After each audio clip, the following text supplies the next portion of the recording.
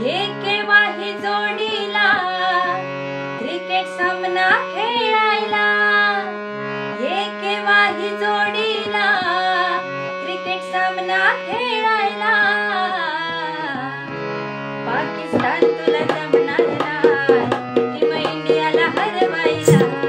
पाकिस्तान तुला जमणार नाही, टीम इंडियाला हरवायला। पाकिस्तान तुला जमणार नाही, टीम इंडियाला हरवायला। पाकिस्तान